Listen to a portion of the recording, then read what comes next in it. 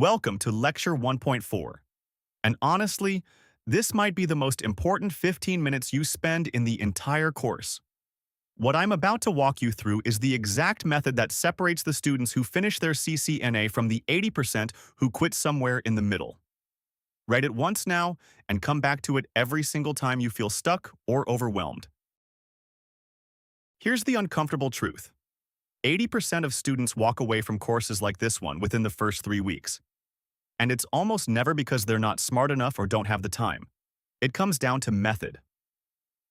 Students who follow the system I'm about to share complete their training at 3 times the rate of those who just watch videos randomly. So for the next few minutes, pay close attention. This is what actually works. So here it is, the spine of this entire course. 5 steps, repeated for every single lab. You watch one lecture in one sitting, no skimming. You replicate the topology yourself in your lab tool. You deliberately break one thing, then use your show and debug commands to fix it. And finally, you write 1 or 2 lines about what you just learned. 5 steps, 72 labs. That's how a network engineer's brain actually gets built.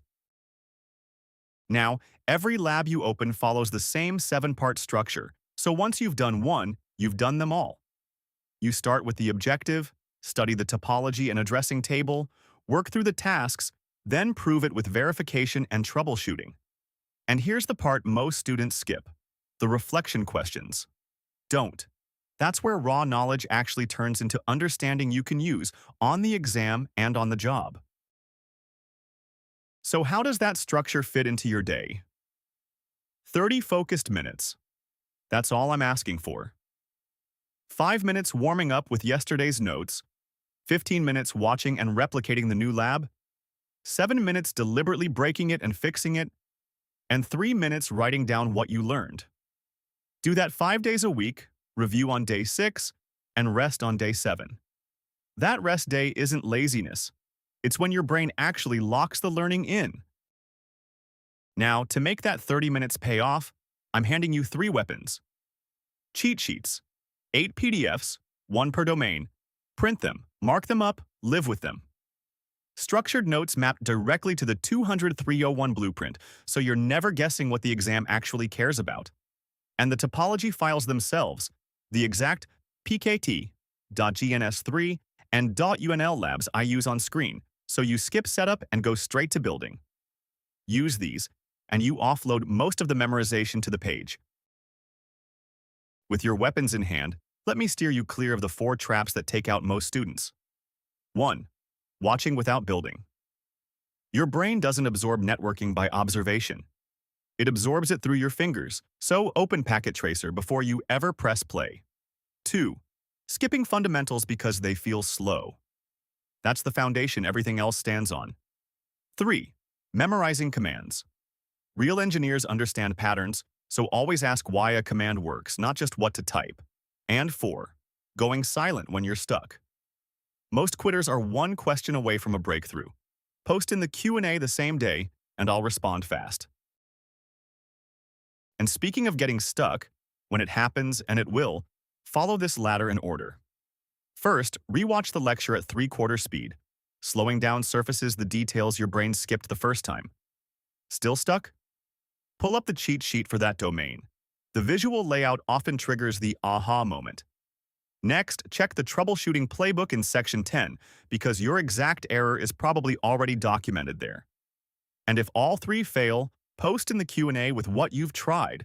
I respond within 24 hours and the other students jump in too. Getting stuck isn't failure. It is the learning. Embrace it. Now here's what separates the finishers from the quitters. Tracking. Tick off each lab as Udemy logs it. Let that little check mark hit your brain like a reward. Keep a 1-sentence journal per lab, covering what you learned and what surprised you. Use the self-assessment sheets in section 11 weekly, and redo anything you scored poorly on because retention lives in spaced repetition. And watch for the milestones. When subnetting clicks at Lab 5, when your first VLAN trunks at Lab 15, when OSPF forms adjacency at Lab 31, stop and celebrate. Those moments are proof the loop is working. So how fast should you move? That depends on your life, not your ego. Intensive is 1 hour a day, 6 days a week. Pick that only if you've got prior networking exposure and a hard deadline. Steady is the default I recommend.